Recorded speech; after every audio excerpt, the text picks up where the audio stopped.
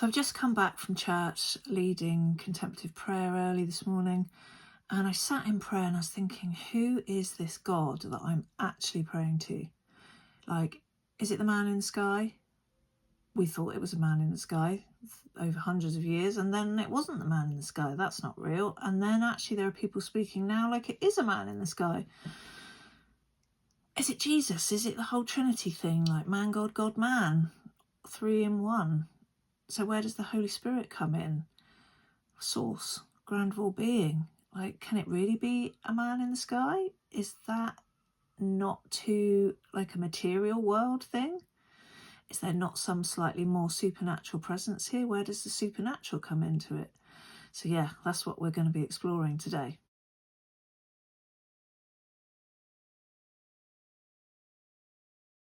Hi, Reverend Grace here. So last week's video was going to be digging into the Trinity and looking at the number 3. That got diverted because of a short that I watched. And then this week's video, I was going to come back to this Trinity business and looking at the number 3. That's been diverted again. So it's going with the flow. It's going with what presents itself that seems to need bringing to surface. And today, for you, Deborah Peppy, it is going to be a whiteboard. Oh, what is that? Don't know what that's for. So the thing is, right, and there's a few sort of connected videos that there's a playlist. This video will be a part of that same playlist, where for quite some months now I've been bringing just looking around this this business of who is God, what is God, where is God. Of course, you know, you spend any amount of time on YouTube, you're seeing that there's a whole lot of stuff about this, and some people speak so definitely about it. I think that's dangerous ground for different reasons. I am definitely not teaching here. I've got a whiteboard like I'm a teacher, but I'm not a teacher. I am somebody who has spent years studying different faith paths, different texts, but not just that, like looking into science, physics, philosophy, so many things. It's all so interrelated. Back in the day when you could go to Druid universities, I mean really back in the day, you would have studied all of this, your astronomy, your astrology, it was all so interlinked. It came as one, and that's not how it is now. Everybody's very sort of like, you just do this and you just do that and you just do that. I think that in itself is causing us problems. And especially when you have experts, and some on YouTube pertaining to be or purporting to be experts, and they're just people that have read a bit and watched a lot of videos.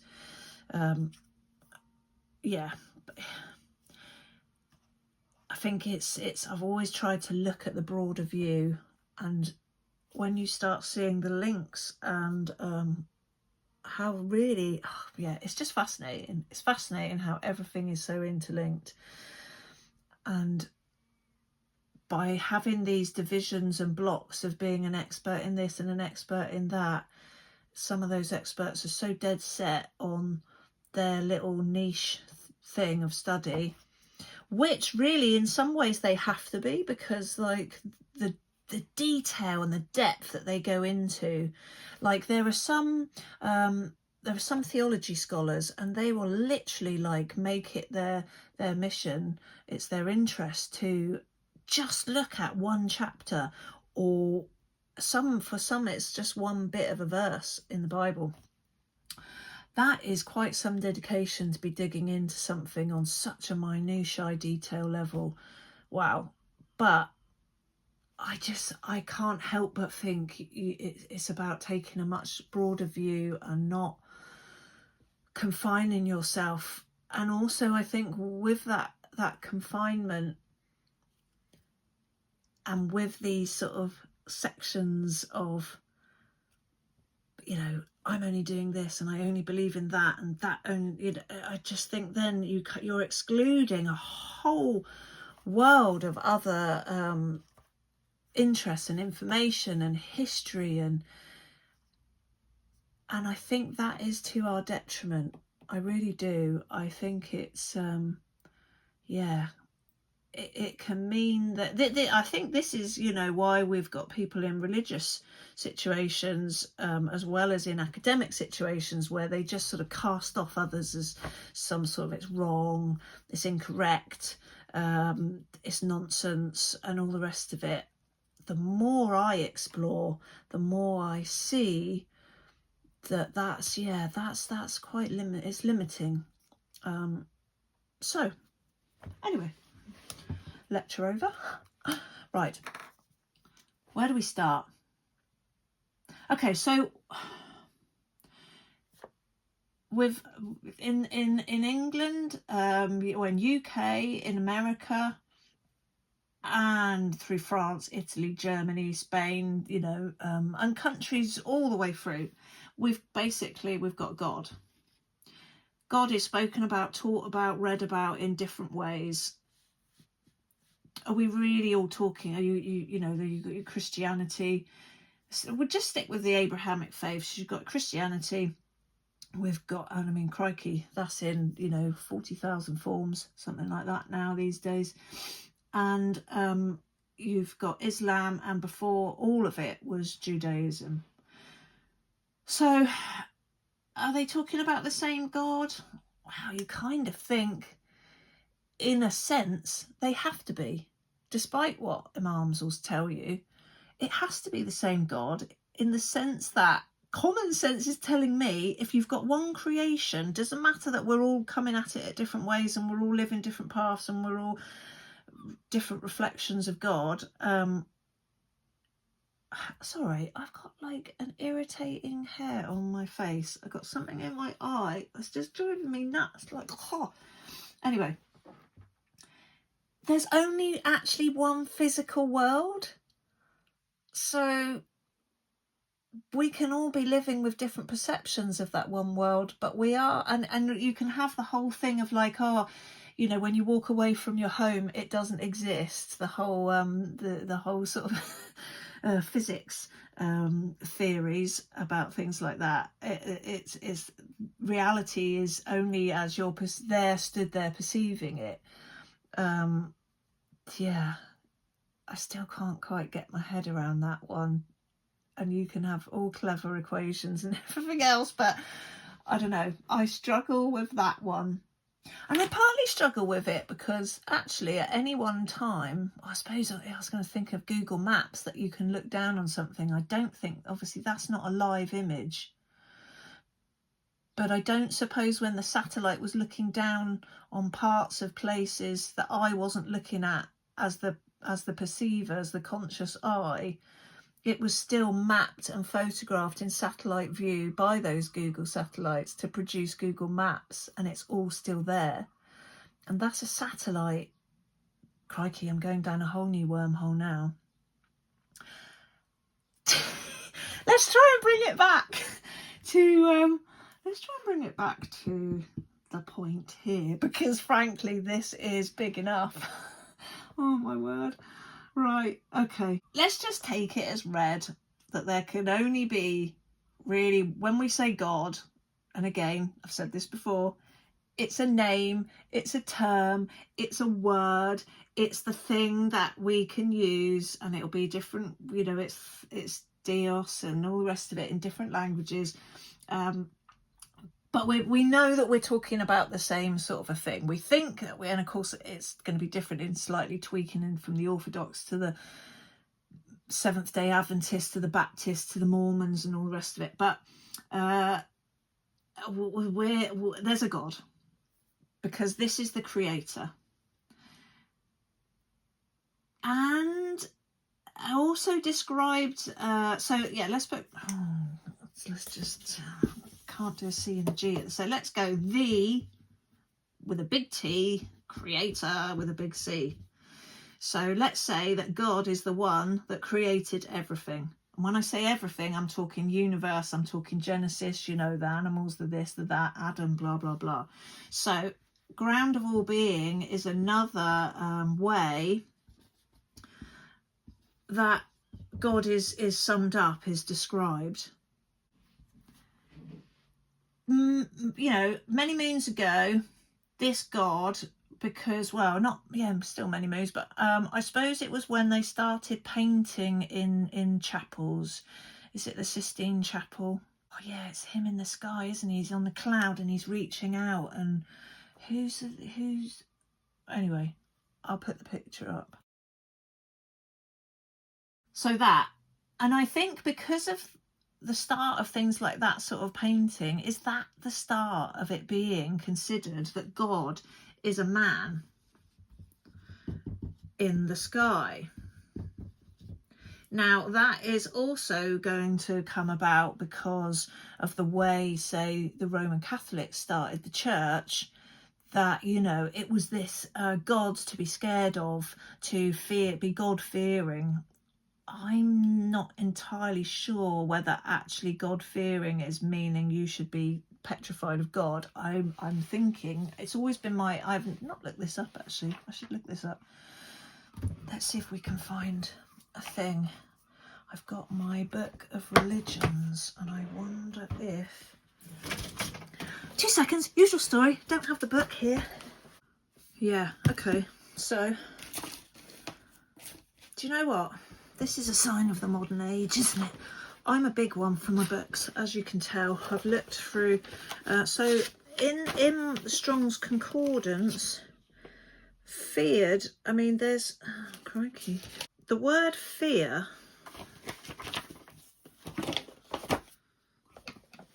appears, fear, this many times in the Bible, and then feared is this many times, and fearfully and fearfulness and fearing and fears. Wow. And it was this thing that, you know, oh crikey, I've bent my page here. It was this thing that, you know, you so had to be so petrified of God, and I just never thought it could be that. And actually, until now, you know, I've never really, let's see, oh no, this is like numbers of the thing. So anyway, I love my books. Also, I've looked in the Dictionary of Christian Theology, which I do find this book is really limited. There is nothing in here on God-fearing. So what do you do in this day and age? You ask ChatGPT. God-fearing means having a deep respect, reverence and awe for God and wanting to live according to God's will. Respecting God's authority, taking God's teaching seriously, wanting to avoid wrongdoing because of love and reverence for God, trusting God and recognising his power and wisdom. For example, if someone says she's a God-fearing woman, they usually mean that she is religious, morally conscientious and tries to live according to her faith. In the Bible, the fear of the Lord is often associated with wisdom and obedience rather than terror. It refers to a respectful relationship with God. So yeah, interesting.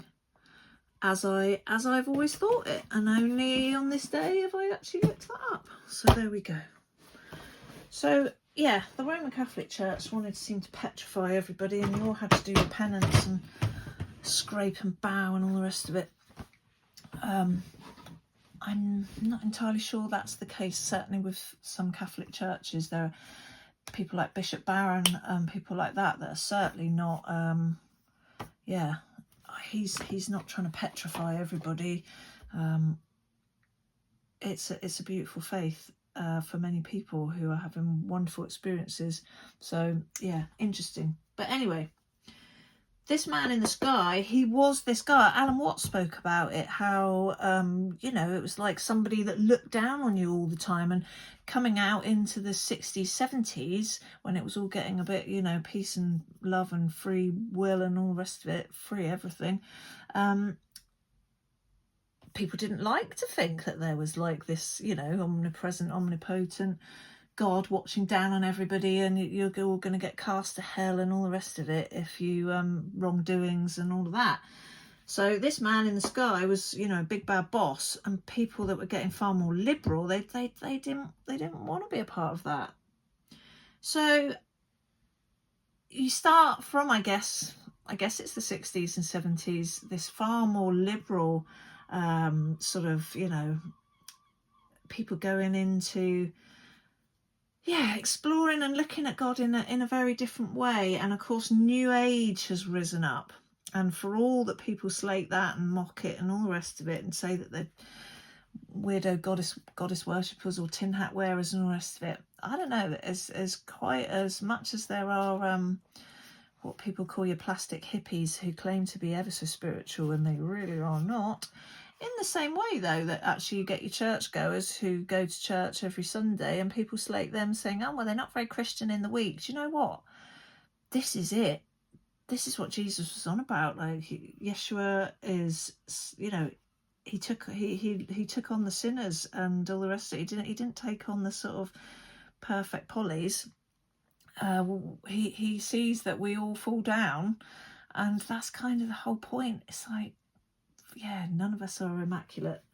So it started being more about source and consciousness, and that's very much what people are higher self and all of that consciousness are looking at today. But also today, thanks to YouTube, there are people that are really digging into the Bible now, especially into Genesis, and they are looking at what is going on with Anunnaki. So there are these ETs that came down to Earth, some say 12,500 years ago. I think we could well have had a visitation then, but I think also previous to that, I'm not entirely sure we can say it's just the once, and I'm not entirely sure we can't say, well, they're just, the numbers don't add up, because there was presence on this earth in hominid form doing all sorts. And certainly Indian Hindu scriptures, some say that they are millions of years old. And that might seem a bit far-fetched, but in actual fact, maybe not. When you consider, say, like the Piri Reis map, what was that? Piri Reis was making his map of the world in, I want to say 1514, 15 something. And his map showed, say, Graham Hancock talks about this, his map showed, like, was it the Amazon basin, river basin, and the estuary, and the Antarctica especially, that show mountains and rivers mapped on there that have been under ice for millions of years. So the source maps that Piri Reis was using to put his map together, in actual fact, how was he seeing stuff that only with modern day science we know those rivers and mountain ranges are there? Yeah. It's putting dates of everything. And there was a thing I watched recently, one of Chuck Missler's videos of his lectures, and he's a scientist. I don't know if he calls himself a preacher. He's certainly a teacher. So he's like science background, Bible expert, talks on the Bible and religious matters, theology, and all the rest of it. And he very much brings the two together. And he was talking about theories that are upheld and spoken of by really sort of, credible scientists, that the world is a lot younger than in actual fact we think it is. Yeah. Oh, God, just when you think you've got settled on a thing, you suddenly push to have to expand and think and consider things in other ways. So it really is looking like now there are definitely ETs. They're visiting our planet. Some are living on our planet. Some of us, like I have rhesus negative blood. I found out when I had my daughter. That is an alien blood type, apparently. Not of this world. Interesting. So we're going to take it that oh, I shouldn't rub out man in the sky. We'll come back to that. So anyway, the Anunnaki, who are the ones who have genetically modified hominids that or hominins that were already on this planet, and they have so they've either, I think they've either altered those hominins that are already living here, or they are creating a new being from nothing. I'm not sure why you would create a new being from absolutely nothing when you've already got hominins on this earth to genetically modify. I'm kind of thinking genetically modify, but then, you know, what do I know? There's things, something like the blood of one of their gods was sacrificed. Now, again, when they say one of their gods was sacrificed, they're not talking about one of their gods, as in we have a god. It's just one of them was sacrificed to use their genetics, to use their blood. Would that be the case when actually you could just extract the DNA and the genetics needed, the blood needed? Anyway, I don't think we need to know that level of detail for this video. So Anunnaki came and they arrived. I'm not going to try and draw their spaceship, but they arrived here, and some say there was a battle. They're going to have bigger eyes than that. Some say that they arrived because there'd been a battle in space. Some say they came because they needed to mine gold here to take back for their own planet. I don't know. But they came here. They genetically modified us. That actually, yeah, science has shown that. And also it trips up the evolution theory, Darwin's evolution theory, because, yeah, it just doesn't, there's a missing link there somewhere, and this kind of explains that missing link in trying to explain that theory of evolution. So whether they stayed here, we have aliens walking among us. There are different types of aliens. You've got whites, greys, all different sorts. There are other people that are saying, people say that in American government, US military actually, and they are saying that, you know, there's a lot of one guy said trillions of beings, trillions of different types of life form. Yeah, who knows? But basically, if we're taking this red, there's ETs. Some of them are called Anunnaki. Now there are people like Israel Anderson's talked about recently, and Maxwell. Is it? I want to say Gordon Maxwell. Robert Maxwell. He's a. No, it wasn't it?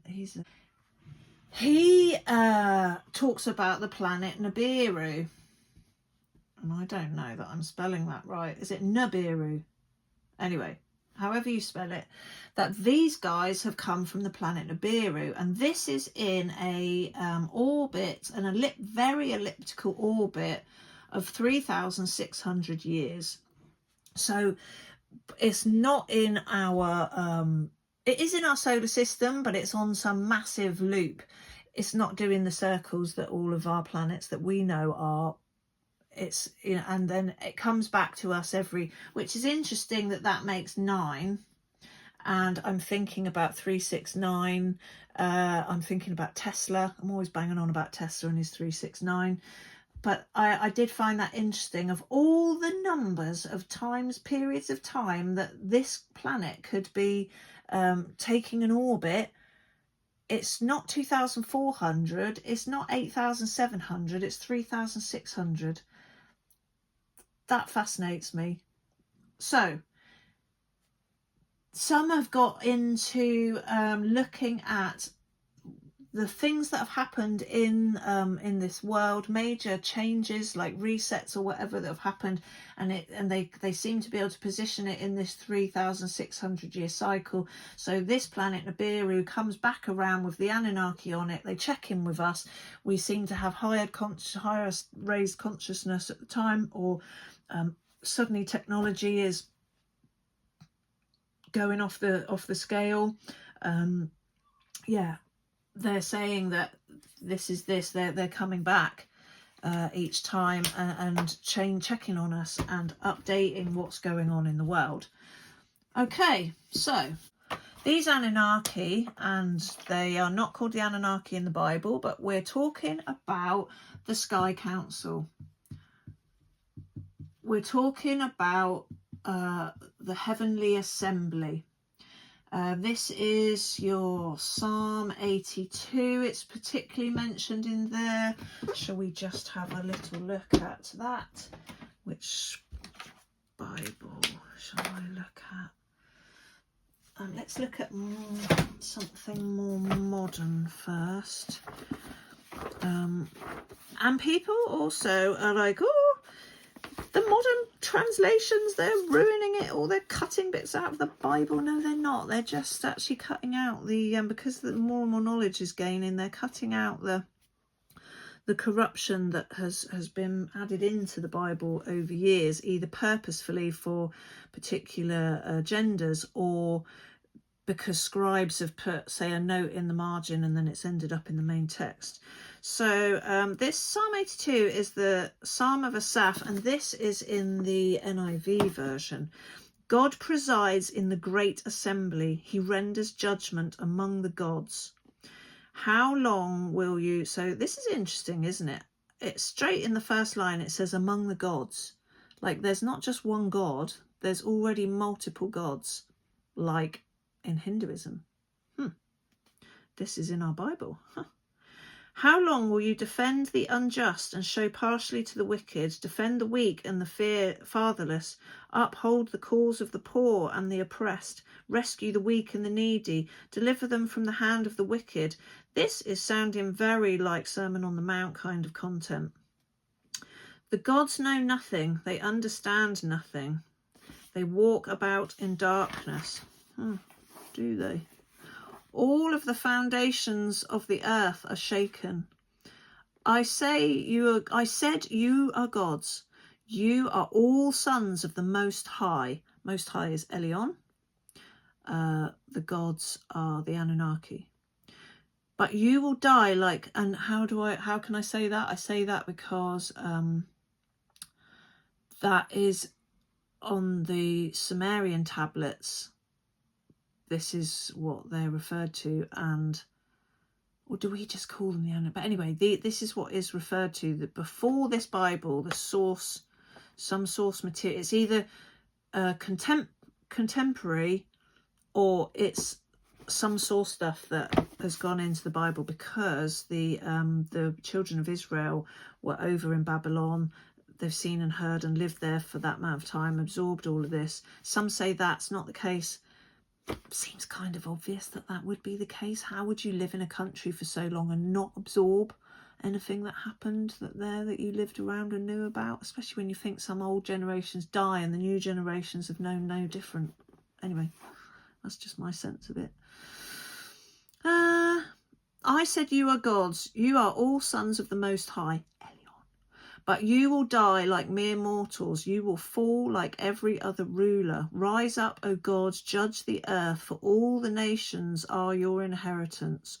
All the nations are your inheritance.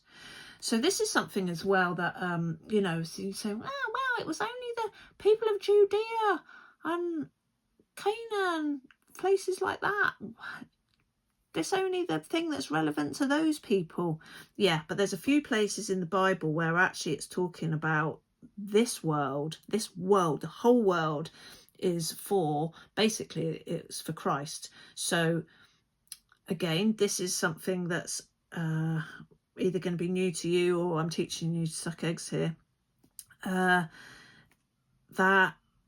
this world, Jesus was there at the start of all creation. He was one of these, as was Yahweh. And then some people say, oh, Yahweh's God. Yahweh is not God. No. Elion is Most High. Yahweh was just the one. When it talks about, now then, is it in here where it says about, or is it in Deuteronomy where it's saying about it's going to be divided up among nations? So it's like each Anunnaki well, it's not Anunnaki, that's right, it's Elohim. I keep going on about Anunnaki, it's Elohim. So in the Bible sense, it's Elohim. These things I think are called Anunnaki. They're either separate or the same. I don't know, but it's Elohim. Elohim are mentioned in the Bible. Elohim is the that's this great assembly. That's this sky council. Some, like Paul Wallace, refer to them as Sky Army. They were apportioned different nations, and you can see that in is it Deuteronomy or Numbers, where Yahweh, the Elohim, Sky Council member, he gets pissed off because a king had broken his leg or something, and they went to another Elohim in another bit of land somewhere else, somewhere nearby, to be healed. And Yahweh got really annoyed about that. How dare you go to another Elohim? So there were more than one, but this thing of like, oh, well, it only applies to the Jews. They lived in, and the ancient Jews, the Hebrews that lived in that place. How, well, it's spread all, whether it's God's plan or not, it's spread all over the world, obviously. Roman Catholic Church had a lot to do with that, but you already had St. Thomas's lot in India. You already had the Ethiopian churches, which were Christian. You already had the Bethany family and Joseph Arimathea going up through Gaul, going up through France and into Glastonbury and Avalon in Somerset. The word of Jesus was already spreading, but obviously the Catholic Church got it all around the world. So that's in a practical sense how, you know, the Bible's everywhere.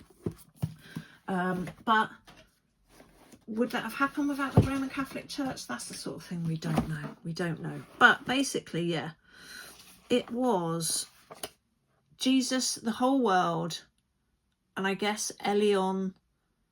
This is either to do with Elion, the Most High, apportioning this world to Jesus. Jesus was supposed to be the creator of it all. And then Yahweh took over this world. And then, so this does bring us back to the Anunnaki, because there was Enki and Enlil. And again, I'm used to some of my 50-50s. One of them, now is it Jesus that's Enki? Where is my Bible study book? Let me just check. Because honestly, you give me a 50-50 and I'll blimmin' always get it wrong. Have I even written them in here? No, I bloody haven't. Anyway, I think, yeah, Enlil was the one that is Yahweh, and Enki's the one who's Jesus. So they were the ones. We're going back to Anunnaki, we're going back to Elohim, we're going back to way back when, like Genesis sort of a time, which even that, you have to remember, it's a small bit of the Bible, but we, you know, even the days of creation, there's the age theory where one day was actually a whole entire age, and we might not even be out of the seventh age, the seventh day. Some are saying, oh, it's literally a week. And, you know, on each day, God did everything. And yeah, who knows? Right, let me see what this one says. Because it's very different in... this must be a King David. Not King David, what am I talking about? His Majesty's Special Command, 1816-11. Yeah, this is King James. This is King James. Very surprised if it wasn't. Proverbs, Psalms, here we go. Psalm 82. God standeth in the congregation of the mighty, he judgeth among the gods. So this calls it God standeth in the congregation of the mighty. So that's how King James translated that. But here it was actually said, God presides in the great assembly. So this is more sort of, yeah, correct, to use the word correct. This had a skew put on it, and I know that that's going to upset some people that are absolute stalwart King James Bible people, but that's what study and scholarship is showing today. That's what's bringing it up. So we have our Sky Council. It's a very long-winded way just to say we have a Sky Council. So if we're saying that there's the Great Assembly, the Sky Council, whatever you want to call it, and we're saying that Elyon is the Most High,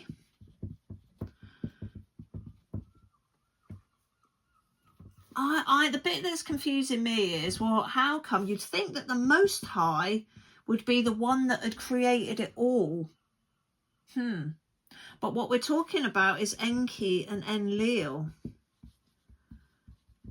And basically, when the Anunnaki came down to Earth, they had some people. Now, what were they called? The Ninjas? No, what were they called? There were some people, and they were doing all the work. And I think they were of Anunnaki, sort of, or maybe they were slaves that were from somewhere else in space and they brought them with them. I can't really remember, but they were doing all the work. They were toiling away, and they got fed up. They went to their I don't know if they went to Elion or they went to Enlil, and they were like, we're fed up with doing all this work. Can't we have someone else to do the work? And that's when Enki, I'm pretty sure it was Enki, I'm not entirely, but that's when Enki did the he was the one that created the humans, and then they started doing the work, and it was all about multiplying and making more of you and blah blah blah. So it said I'll have to find the bit where Israel Anderson is looking at the symbolism and the names and the different pantheons through the ages of how we get from Enlil Enki times to Jesus Yahweh times, and who is who. When we look all across the world at all of these different pantheons, and we see, and this is just a tiny few, and we see that we have the same players, the same people with the same characteristics all through the different mythologies from the ancient times all around the world. But there is the way they are, lots of these guys are, and some of them are past pastors, and they come into doing more scholarly work. Some of them are scholars, some slightly more alternative, not so traditional. They're really exploring different things.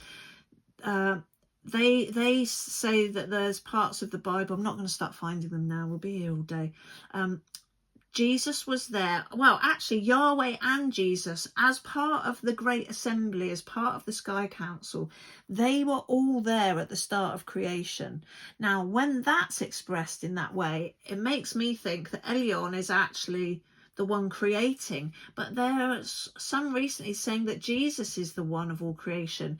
Now, what I'm wondering there is, are they saying Jesus is all of is the creator of humans and earth and the animals and this and that, because of this Trinity thing, this thing of there being the Holy Spirit and God and Jesus? They are three separate things, but they're all in the one. I need a higher thing to prop this on. Is that why? Because they're basically saying that God and Jesus are the same people. Now, I struggle with that because Jesus spends a lot of time, you still can't see that, Jesus spends a lot of time talking about how his father, he's always referring to his father. So there is no mention in the Bible directly of the Trinity. I can see why they formed the Trinity.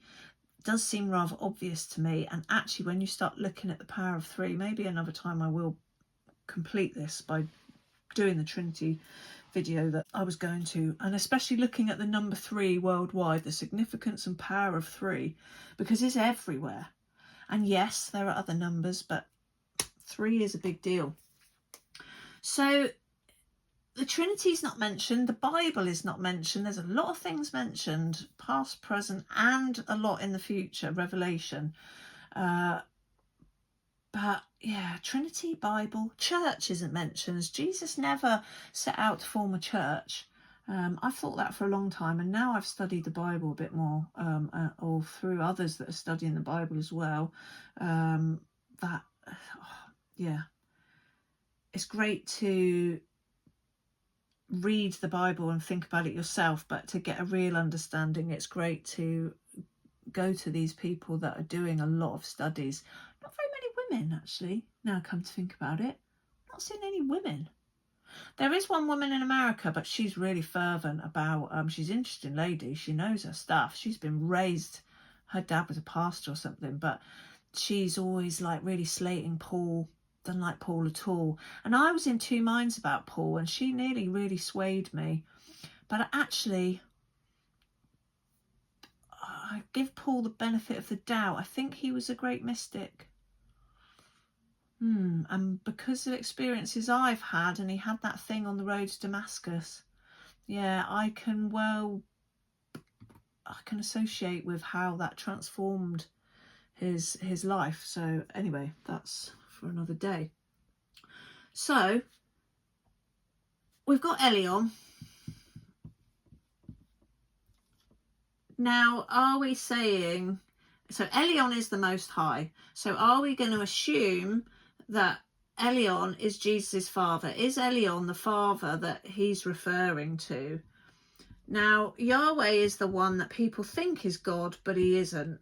He's actually the adversary, and some of you might not get your head around this, but I have to say, the more that I study, in particular, what's his name? Well, first of all, it was Paul Wallace and the work of Mauro Baglino. He was a Vatican Bible linear Bible translator. Then more recently, there's Israel Anderson, and Israel Anderson is really heavily influenced by the work of Michael Heiser.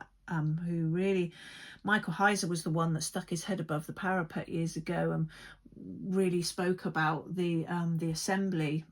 The Great Assembly, and then also Chuck Missler. The work of Chuck Missler is fantastic, very interesting. So Yahweh was just one of these. Elohim, he was in charge. He was given the sons of the Jacob and the people of Jacob, which is basically children of Israel. But of course, before Jacob, there was Abraham and all the rest of it. So it's a bit confusing on the timeline there for me, certainly. But basically, Satan is like, we think of the devil.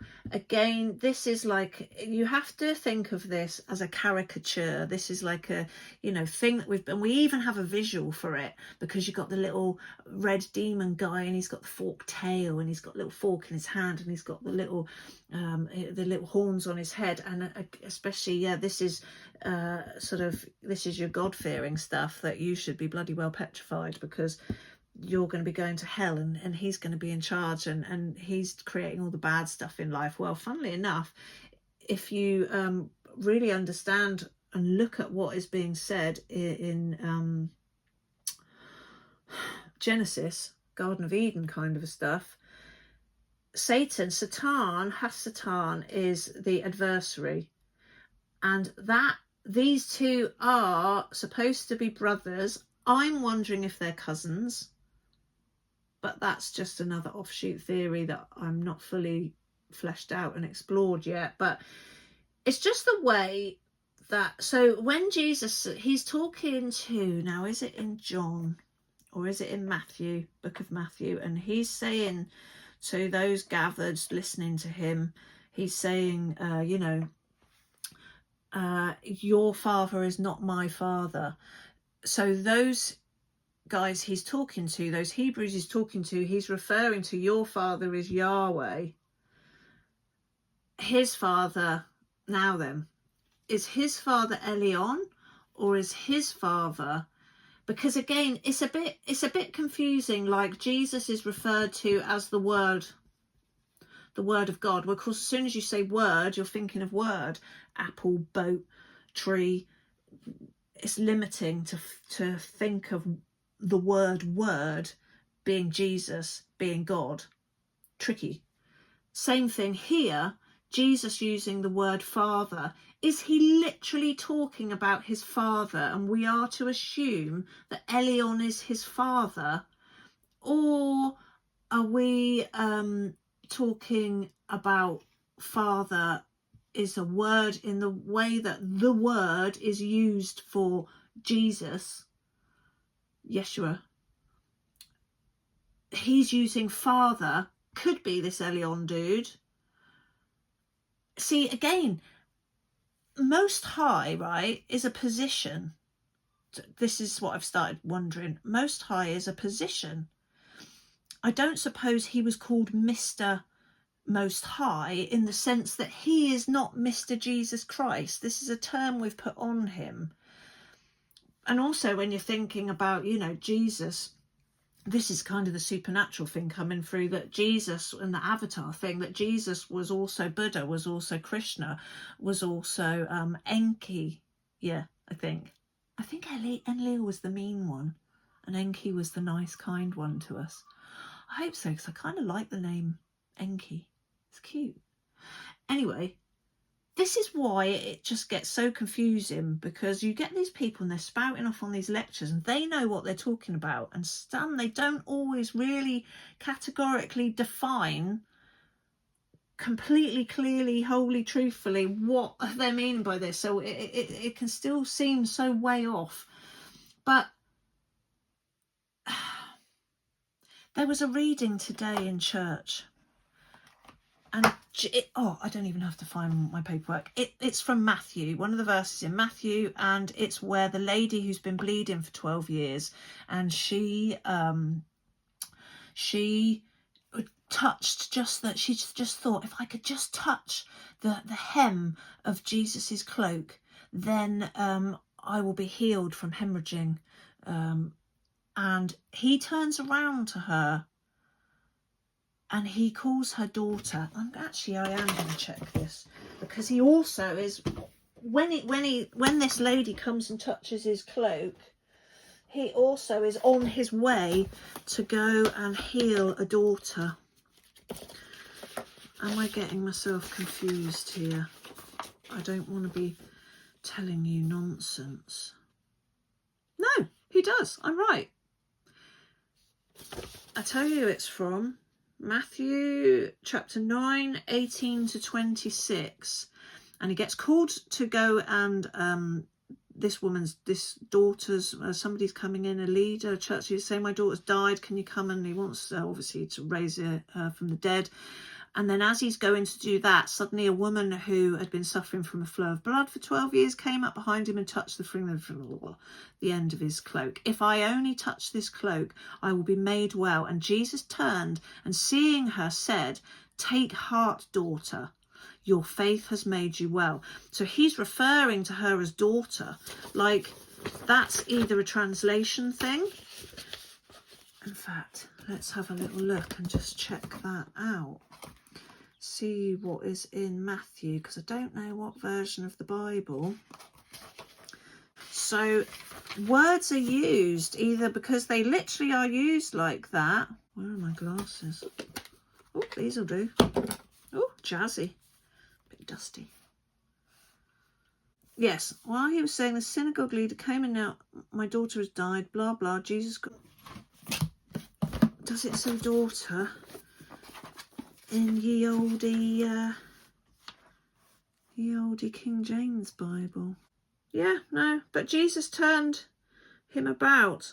See, this is how their language changed. Jesus turned him about, and when he saw her, said, daughter, be of good comfort, thy faith hath made thee whole. So yeah, they're all using the word daughter. Now obviously that's not Jesus's daughter. He could have said sister. He's saying daughter, so that kind of puts him in a fatherly position to that woman. So these terms are used, and you know, it's very familial, isn't it? He could have just called her a woman or a lady, but he called her daughter. So the father of Jesus, was he referring to Elion Most High?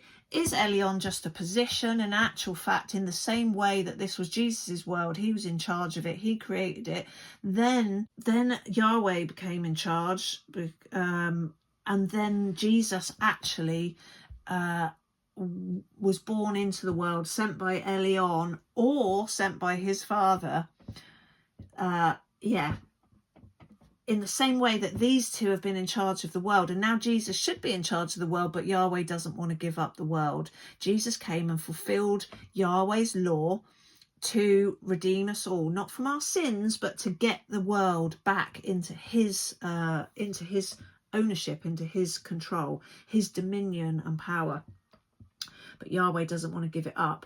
And hence we're in all that is going on today, the madness and the wars and the this and the that. It's all it's said to be that it's Yahweh really gripping on to that final thing.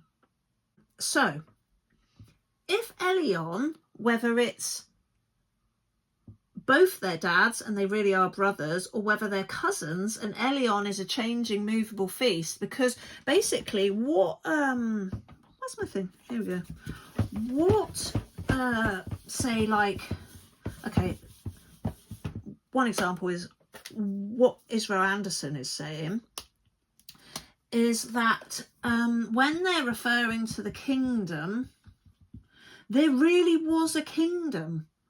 That in the Bible you can see between the Garden of Eden at the beginning and Revelation at the end, but especially in Revelation, what is described is a kingdom. It's a physical place, which he says is Nibiru. This is where those Anunnaki came from, that Elohim came from, that created us, created this world. Now, the thing that I struggle with here, and this is the real crux of it. So there's Jesus with his father. This is my father, that's your father. Your father's not my father. You're an evil, robbing, murdering person. And let's talk about Yahweh. Is he using father there, in that instance, as the one in charge? And Abba Father is actually the beautiful, loving God. So yes, some people like that haven't got into these things, or they're atheists or whatever, and they're like, how can you have a God? I had a chat with a lady in a fish and chip shop after I went to a beautiful full Cornish mass service. First time it's been done fully in Cornish. The whole way through we sang the hymns in Cornish. It was just fantastic in Truro Cathedral. And I'm chatting to a lady in the chippy afterwards when I got my tea, and she said, oh, where have you been? And I was like, oh, I've been to Truro Cathedral, blah blah blah, Cornish service. And she was like, oh, I'm not religious at all, and I don't understand how there can be a God. I'm going to do a video on suffering. It's not just anyway, I'm going to do a video on suffering. And I how can you have a God when there's illnesses and there's this and there's that? Yeah, I get that. I do get that. But actually, and then others are looking at, well, there's this Old Testament God just seems horrendous, and they think that is God, like Most High God, like the one that we all pray to, the one that you revere and worship and all the rest of it, or you don't, like the lady in the chippy, but that's the one that everybody, believers or non-believers, would be upholding as God. But in the New Testament, this guy Jesus rocks up, and he's talking about, this ever-loving Abba Father. We could get into that. Well, surely that's the same thing, isn't it? How can you have the two gods? Well, now you see the confusion. This is why you've got Yahweh, who thought he was a god, portrayed himself as God, the Most High, but in actual fact, that doesn't really look like it can be the case. So we've got this physical kingdom, whether it's Nibiru and it's going all around on a 3,600 year cycle, or like Bill Donahue talks, he always went on about 45, 55, and there is in space there is, is it a planet or a star? Which obviously we call them stars, but planets look like stars. I often wonder what we look like very far away. Earth must look like a star, I'm guessing. because, you know, you see Venus, it looks like a star, doesn't it? You see the planets and they look like stars in our sky. And I always wonder if we're a green planet. Don't know why. It's quite fancy, that. So there's this 4555, and then he has a Bill Donahue. Well, bless him, he's no longer with us. God, I love you, Bill Donahue. You just opened my mind to so many things. It's fascinating. He was such a character. He's just so great. And he was a rocker of the whiteboard as well. Yeah, nice. So anyway, he went right on this mission. Now, not only... Oh, why have I written 8? What a dick. I do that, you know. I say a number and I write a completely different thing. I do that quite a lot. I do that with people's phone numbers as well. Anyway, he was a guy in his real life day job. He was a guy who worked in like telecommunications. He worked at a place where they had one of those big masts, and he was in charge there of doing stuff with that mast, maintaining it and all that sort of a thing. And he worked there for like 20 odd years or something. And then he was at some course or something, and it led them to look up, I can't remember how quite it came about, but it caused him to look up the grid reference of where he was. And he was in grid reference 4555, dealing with telecommunications, but this mast that's like beaming communication to like, would it be sound waves or whatever, but out into space. Yeah, amazing. Anyway, then there was a girl, can't remember her name, but she got into looking at this, and she rang up a planetarium, and she knew that there's this certain book that you can look up planets and things in the solar system. And she asked, the guy wouldn't lend her the book because it's a reference book and it's very expensive, but he would look it up for her. And yeah, there is 4555. This was also a special number, something to do with the Coptics. Jesus giving the Coptics their spoked wheel symbol. And it all ties in, something to do with 4555 and the significance of the spoked wheel. So, physical place could well be, and Bill's jokes that that they you could know the geographical address of God and he would be here. I'm just going to check my microphone a minute because this is flashing at me. Let me just stop the video. Okay, we're all good.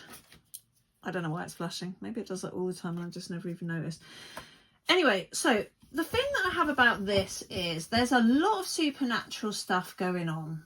So if it's the Biru, if it's the kingdom, I also think that when they talk about, Jesus talks about the kingdom is within you. Oh, look, sticks on the board. I could feel that, like, huh. I have to wash that. Wow, I didn't even know that. It does say magnet on it. Good grief. When Jesus is talking about the kingdom is within you, now he might be talking, I was going to say he might be talking about the fact that we can connect back to God on the planet Nibiru or 4555 or whatever. But I question that, because as much as like I might have alien blood in me, that's because of them coming here. That's not us going off planet. So, but what it really comes down to for me is this thing of the invisible, the unseen, which is getting into the realms of the supernatural. So there is physical kingdom.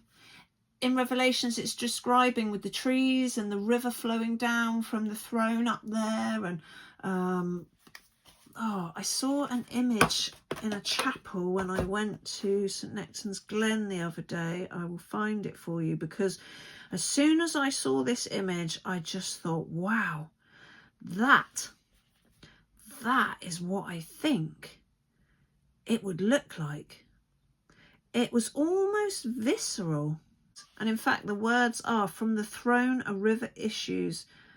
This is words by Baring Gould. From the throne a river issues, clear as crystal, passing bright, and it traverses the city like a beam of living light. When I saw that, I just you think, yeah. So physical place, do you know what? At this point, I wouldn't be surprised if there was a planet Nibiru or it was all happening on 4555. I would not be surprised if it looked like that.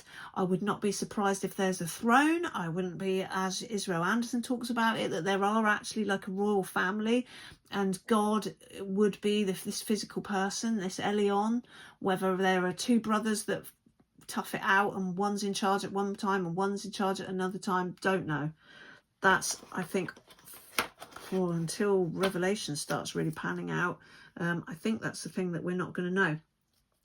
I also think that there is this kingdom, this sense of this God within, that you can think of the place as a physical kingdom, as just, you know, shown in that picture and that representation, that imagining of this physical kingdom that's in Nibiru or 4555 or wherever it is.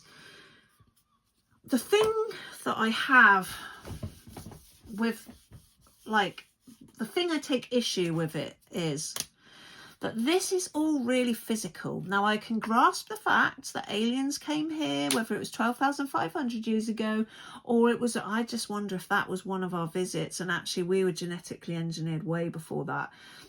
But whatever, maybe in 12,500 years ago we were given an upgrade, but that's the flood time and everything. So maybe I've got my number wrong there.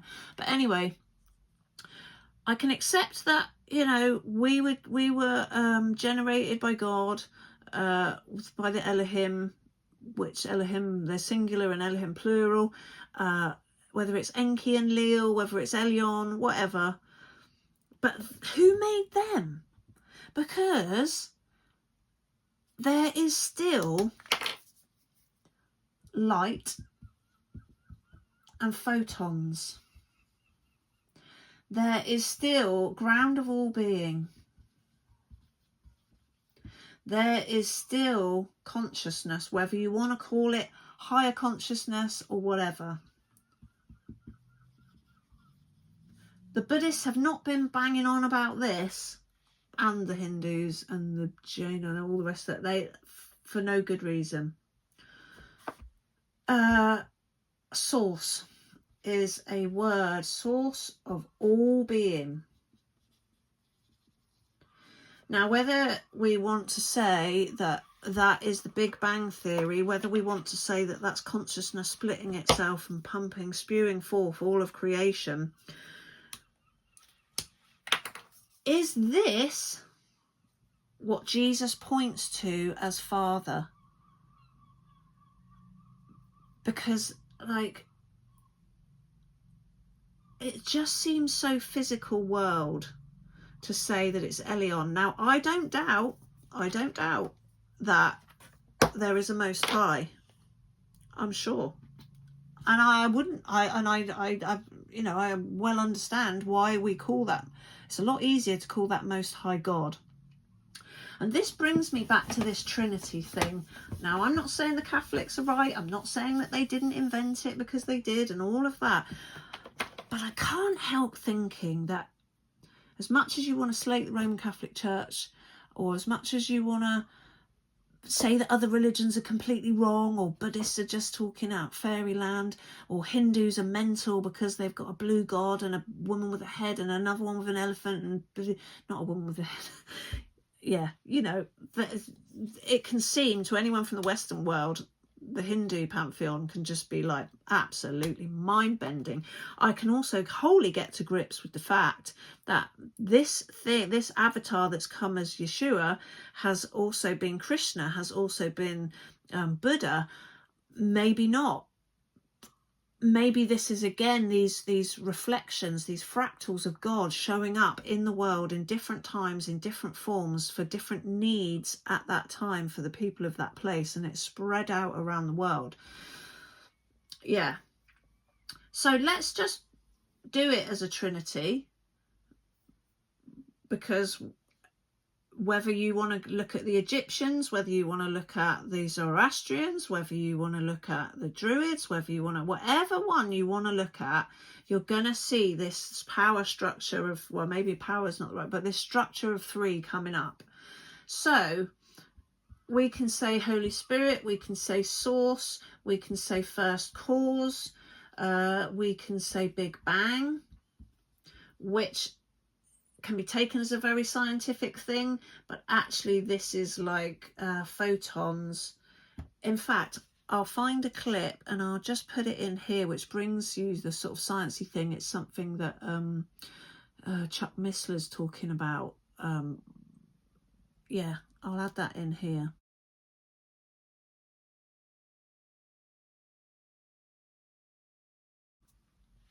Okay, coming back now. Photons and light. Bill Donahue was talking about this all the time, and actually in the creed, let me find my creed so that I get the names right. So this is the Church of England creed, which actually has come out of the Catholic creed. We really don't. When I went to chapel school through the age of 9 to 12 when I was younger, and it was all, when I came back to the Church of England, it was no different. Like, I knew all this off by heart because it's effectively the same wording. God of God, light of light, very God of very God, begotten not made, being of one substance with the Father, by whom all things were made.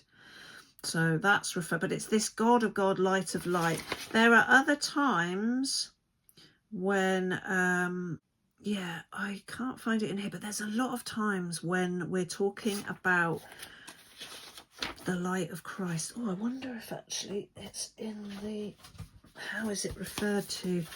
Because the 10:30 service is slightly different. Yeah, they don't say it. Yeah, you see, they've really narrowed it down, unfortunately, in the 10:30 service. I don't know why, where they've taken this from, why, but this has really simplified it, and I guess this is how it can lose some of its real something special. I believe in one God, Father Almighty, maker of heaven and earth, and all things visible and invisible. See, it's using this older sort of service is really, and I read that God of God, light of light, very God of very God, and it's it's getting, sometimes it's quite new agey when you hear some of the new age stuff and you think, you're not so different. So yeah, this thing of light. So there's this. Then we have God. Now some people think that's Yahweh. I'm scrubbing that. I'm not even going to finish writing that, because Yahweh isn't God. He fooled people, and people are still fooled today. And even the Pope, was it Benedict? It was like 1 or 2 popes ago. He made a statement for the Catholic Church and all Christians that Yahweh is not God. That's not the right term to use.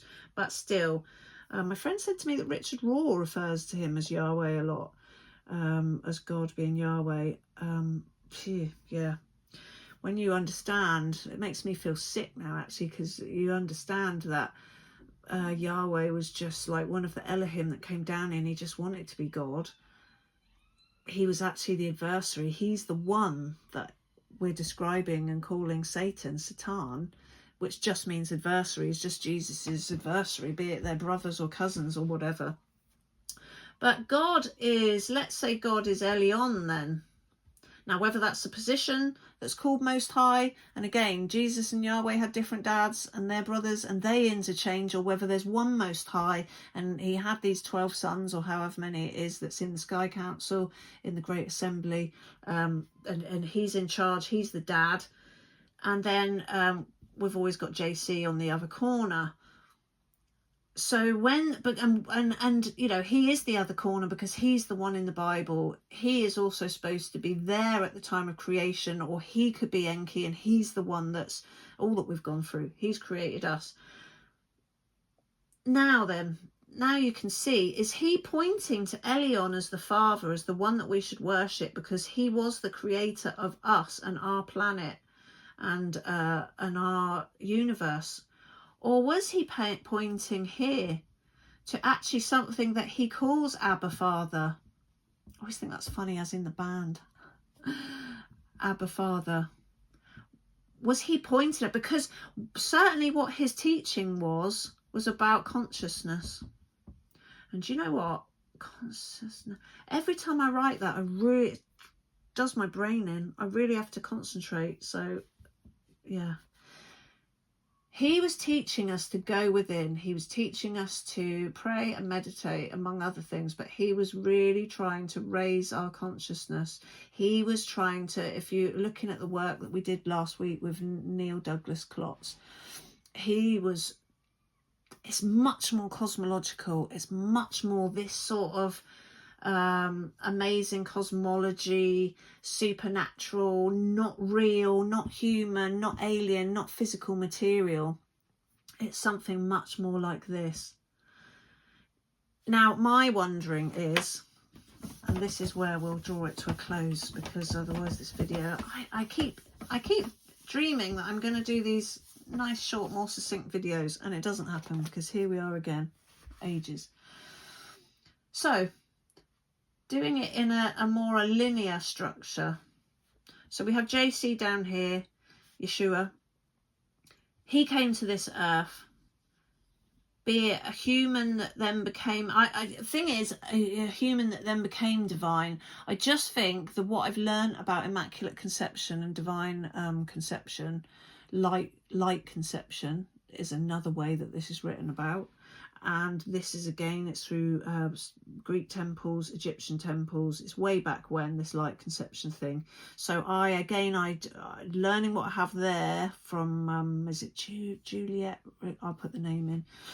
I have no problem understanding at all the Immaculate Conception, virgin birth. Absolutely did happen. Same for Elizabeth, the cousin who gave birth to John the Baptist. So Jesus was sent down from here, and he was quite, I think if you met this bloke, you would know that you were in the presence of something seriously special, like that thing when some people walk into a room and they've got a presence.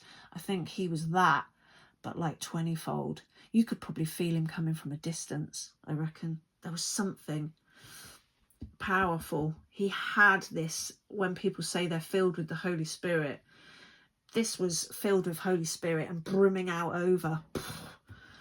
So, he has come from God. We'll say God. God's his father. He's come from God. So, but then also there's this Trinity thing of this one is full of this. But, and I'm going to use the word source, but it's all those things that we've just written up here, ground of all being and blah, blah, blah. Which is also I've forgotten it now. I got really good at it last week. What's it called? The field. No, that field. Not one with cows in. Like the ground of all being. What the bloody hell's it called? Never mind. Source. First cause. Let's go with source. So this is my wondering, right? That there was this first source, cause, light. This was the thing that Chuck Missler was just speaking about in that clip that I just did a minute ago.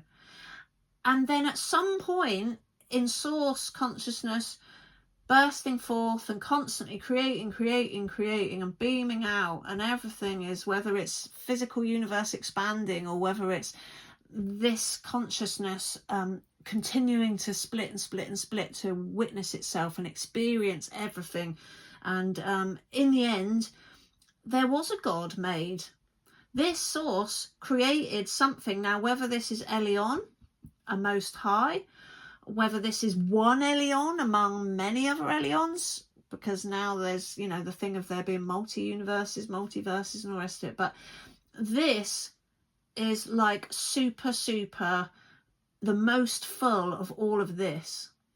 And then this put down itself, beamed itself through into this being here. Now, this is a human, but with divine nature. Can you see this? Yeah, Jesus. So we all have, and then there's all of us, loads of us. being born, dying, recycling back around again. Some not, like what's his name? Not Ezekiel, the other one. Oh, he became Metatron apparently. Bloody hell. What's he called? That he was just lifted up. It's not Isaiah. Oh God, I'll put his name down there as well. And we are all little fractals of God. We've got a bit of God in us. Because this is this. We are forms of this still expressing itself. Consciousness is still expressing itself, experimenting, creating, constant flow of creation. But it all connects back up the line. You know, do you see what I'm saying? This is what I really question is going on. Now, what I do think is whether you go to any kind of different church, or you go to, say, in this country, for Buddhism, Kadampa tradition is amazing. They saved my mental health in part, me myself, but I went to Kadampa tradition meditation classes, and it really got me back on the right track. Or whether you go to Orthodox church, whether you go to Quakers, whether you join the Hare Krishnas, if it's the thing that is calling you, if it's the thing that when you go, it feels right and it's nourishing you spiritually, fantastic. And you know what? You might be there for the rest of your life. You might not. Your interest might wane. That thing that drew you in the first place might ebb back, and you're called to go somewhere else and learn something more. I don't think that's being hypocritical or being a bit flimsy with it. I think that's I know a lot of people that have gone from one to another, and I think that's what they've needed. That's what they were meant to do. But either way, I don't care what anyone says. I think that we're all accessing this. I think there are those in this world, the ones that we would call extremists these days, and you can get extremists in all faiths. Some obviously are slightly more prevalent than others because we're seeing it all in the news. I do think that there is a dark light battle going on, be that invisible or physical realm, supernatural, or like you got your planet Nibiru and there's another lot and they're all against each other. There is a sort of a Yahweh sort of, I'm going to use the word evil actually, because it is a corrupted form. It's not people living from their hearts. They're either living from fear, or they're living from ego. They're living from constantly wanting power and to be dominant. And it is the sort of the darker, nastier sides of being human, and we can think of that in our human form, but I think it's being driven from something from some part of the invisible, because I don't care what religion you are in or what faith path you do follow, or whether you're a goddess worshipper, or whether you're atheist. Some are humanists and they're beautiful people. They're living for the world. But I just think that there are people of all different kinds of denominations and beliefs that are living from a place of their heart, and that is coming from source. That is this ever-loving God. That is that's walking more the middle path, or trying to, because we all fall down all the time. But yeah, this is where I'm at the minute. This has come to the crux of it, and I'm interested to see how this will either come to light more, or whether still over years this will change. That's interesting to see. I think of again, it's a 50-50. They're Dominican or Benedictine. I think they're Benedictine monks at Buckfast Abbey in Devon, and there was a quote there, I might have mentioned this before, and a monk has said, you know, it's an ongoing, continuous, lifelong journey in this exploration and this relationship with God. And I suppose that's the point, isn't it? That you can never really know. And I think the other point is that here's me trying to define it, and in actual fact, it's not to be defined. It's not to be tried to put in a box or labelled. We have to use some words to be able to have conversations with each other and know what we're speaking about. But this God thing, this whole matter of this source, this ground of being, this consciousness, it is the unnameable. It is the unexplainable, and therein lies the beauty, I actually think, because that's the thing of faith and trust and what's the other word? Surrender.